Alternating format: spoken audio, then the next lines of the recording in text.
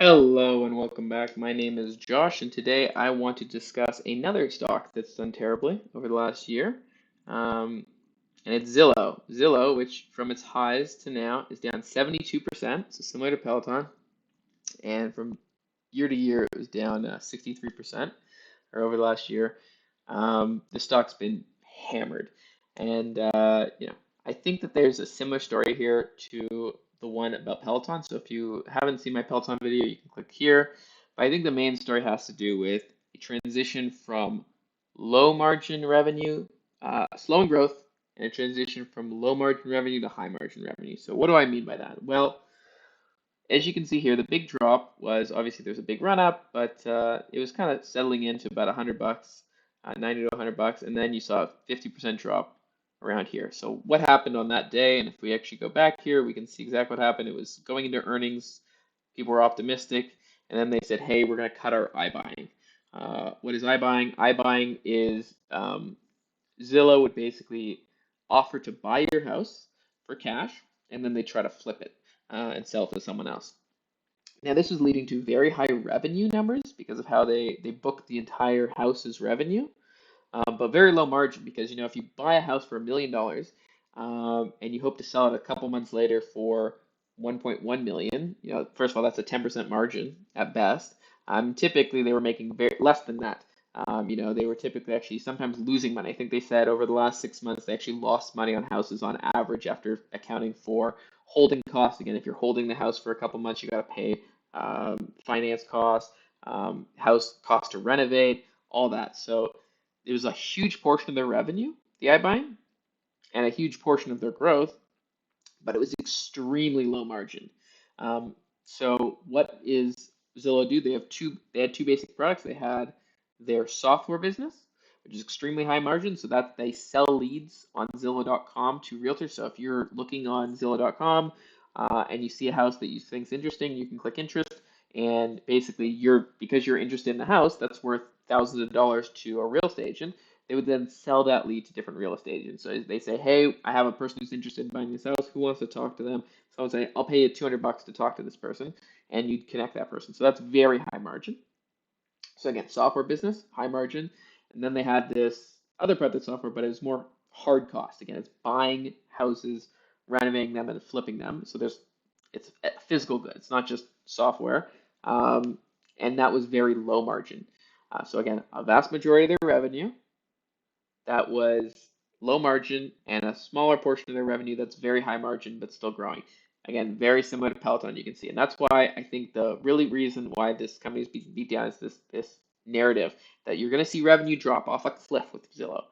But you actually might see profits go up because the part that was the revenue that was the iBuying, yes, it was a huge portion of the revenue, like more than 50% of their revenue, but they're actually losing money on it. So it wasn't actually valuable revenue, so to speak. Now, again, if you could do it profitably, it'd be great, but they weren't able to do it profitably. So I actually think that this is low key a positive for them. Zillow, again, is the homepage for real estate. It's the go-to. When people think about real estate, they think of Zillow. They go there for rentals or buys. Let's actually go there right now. Zillow. .ca. It's not as big in Canada, but it's still pretty big, and you can see rent, buy, sell. And I think there's still a lot of valuable places for people to go for Zillow to monetize. So again, they're still selling leads. That's still growing, but they're also getting into the mortgage world, which I think is a natural fit. Yes, they don't buy your house immediately now, which I think again was a huge cost. Zillow had to put up millions of dollars, and then they had to hope that they could sell the house in a couple months later for a profit. That's a really high intense capex one. Again, it's costing $1 million. Okay, instead they could say, "Hey, we'll help you with the mortgage." That's a much lower capex, and you can actually then bundle these mortgages and sell them off to someone as an asset. Or you can even help connect or they could do the lower capex version, which is, "Hey, you're looking for a mortgage, we'll help you connect you with a mortgage broker." Similar to how they help you right now find an agent. Again, that's one of the big things here, agent finder. And now they have home loans, so they can say, "Hey, we'll help you connect you with lenders." So I think that's a huge growth. there's tenant insurance, there's mortgage insurance, title insurance. So I think they could really try to monetize in a lot of different ways beyond just buying and selling homes. I think that buying and selling the actual homes. There's a lot of aspects of the home buying process where they can monetize and make it easier for you. And so I'm still a big believer in this. And this is going to be a bit of a shorter video, but I really think that this company, um, you're going to see revenue drop significantly. But again, this is going to be consistent, high profit margin revenue. I think they're going to grow this a lot. So I actually am much more interested now. Actually, when I did buy Zillow, I think I bought around 70, and then again around 100, and then I sold a little around 170, and then I bought it again around 90. So I think my cost base is around 80-ish.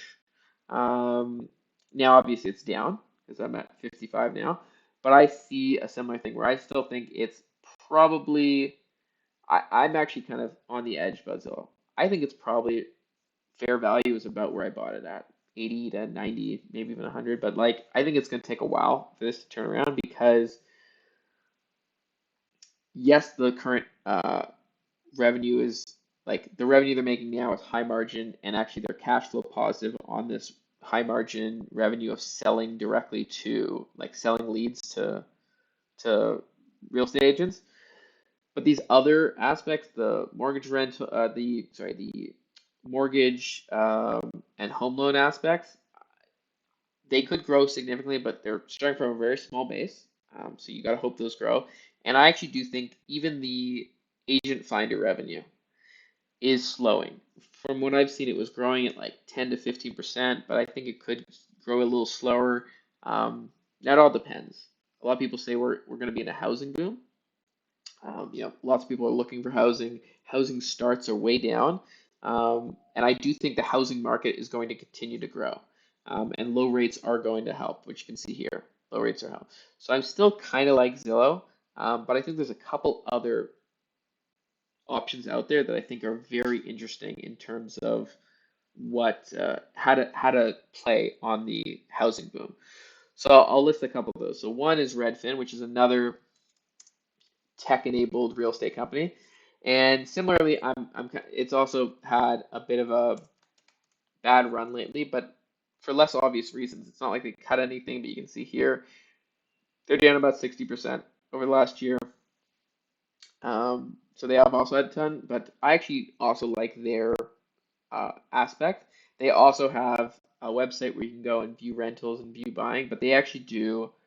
They don't sell the leads to real estate agents. They actually are a full service brokerage. So they actually have agents, but they offer discount rates. So typically an agent takes 3%.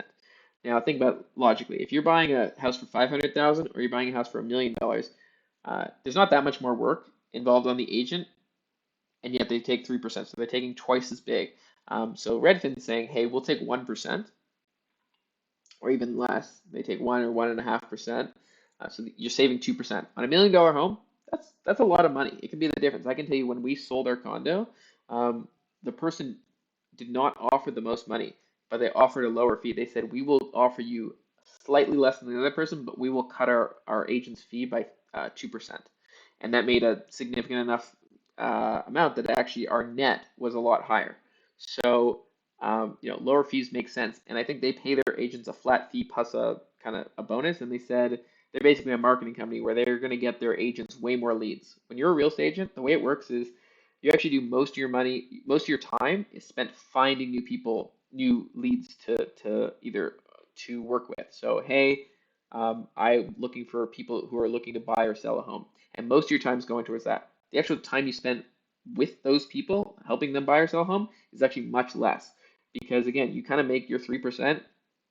You kind of want to get that over with as quick as possible. You make 3% whether they buy it in a week, a month, a year. So why would you want to spend a year with someone? You want them to buy quickly. So typically agents, their incentives are kind of misaligned. Their incentive is to get you to spend to get over quickly. And actually they did a research study and said when an agent sells their own home versus just selling someone else's home, they actually leave their own home on the market longer by like 3 or 4 times than when they're selling someone else's, because when they're selling their own home, if it goes up 10%, on $1 million home, they're making 100,000 more. If it goes up 10% on a seller's home, and remember they're only making 3%, so that's 100,000, and they make 3% of that, which is $3,000. Again, it's good, but to them, if they just get a new client in the next week, then they can make another 30,000 on $1 million home. So they're just trying to go as quickly as possible with them.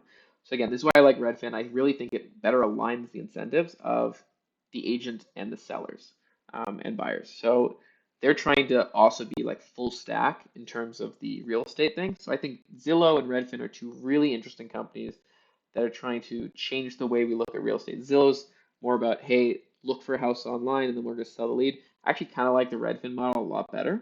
And Redfin also they were doing kind of the iBuying too. And they do a couple other things that I think are pretty interesting. They also have listing sites. So RentPath is a listing site that you're looking for rental. So again, they're trying to be like the internet of real estate. But I actually think there's a really interesting one, which is if you really believe in sorry, there you go. I think it's this one. Yes, I'm actually looking to buy this. It's a ETF, XHB. It's the S&P Home Builders. You can see it's done very well in the last year, um, and there actually is a great stat out there that shows housing starts here. Housing starts U.S. by year. Let's see if we can find this one. Here we go. New housing starts. So we can see here, this was for years and years and years, and you can see it was pretty high, and then we had the recession. Housing starts dropped a ton, and they actually have not come close to recovering since then. So a lot of people say, hey, we're way down in housing starts. Millennials are living longer at home, but now they're getting to an age where they want to get out and buy a house. And so a lot of people think we need to build a lot more homes in the future. And you can see that the pandemic has also made people not want to they want their own home. They don't want to live in a condo. They want a little more space. And so housing starts are ticking up. And not just are they ticking up, but they're also, there's lots of room to grow. So we can see here housing starts. Oh, that's 2006. Let's see if there's any recent data. Here we go. You can see it's slowly ticking up. Obviously, it's gone down a little. January 2021. There you go. Okay. I still think that there's lots of room to grow here. And I think that this ETF is going to benefit immensely from continued housing starts. So again, there's a couple different ways to build on this housing boom that I think we're going to see.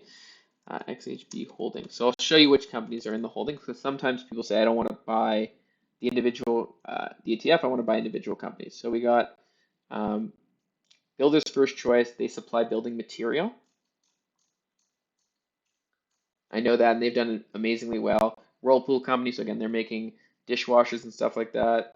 Some of these are doing like air conditioners. I know a friend that bought, what's the biggest air conditioner? Home Depot, which has done really well.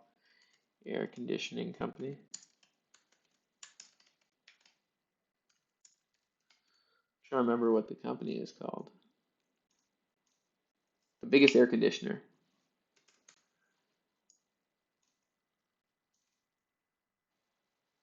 Air conditioner. Is that the word? Why am I drawing a blank on this?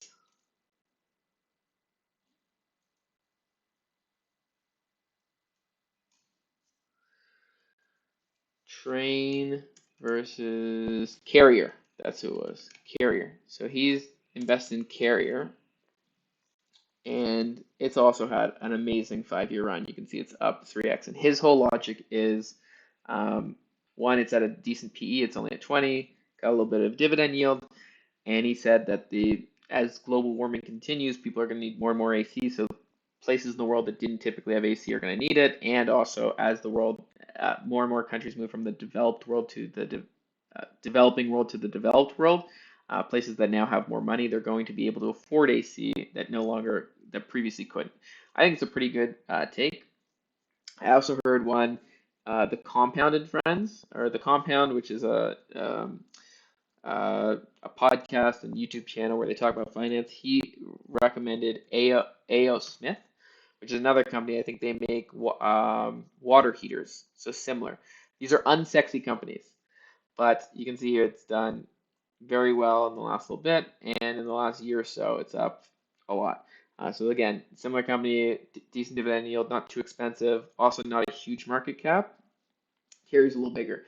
The reason why I look at market cap is like obviously a company that's 3 trillion is a lot harder to grow fast than a company that's 13 billion. 13 billion is still big, but it's not so big that I don't think there's more room to run. And you can see here overall though it's done very well. There's a boom obviously here, but is there more room to run? I have not looked into it enough.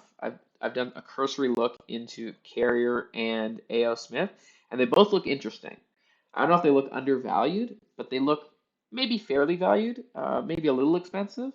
But if you really do believe that there's going to be a lot more growth in housing, both in the US and Canada and globally, or that globally there's going to be more of a need for water heaters and air conditioners, then this could be a really good undervalued stock. Now, again, because I have not done enough uh, into each of those individual ones, I just bought XHB. So again, the ETF, because I said, you know what, I do believe in this trend, but I don't know enough about the individual companies. So basically, I'm a big believer in the housing boom. This is the way I want to play it. I'm still a holder in both Redfin and Zillow, and now I also own XHB, but this is becoming a larger part of my portfolio.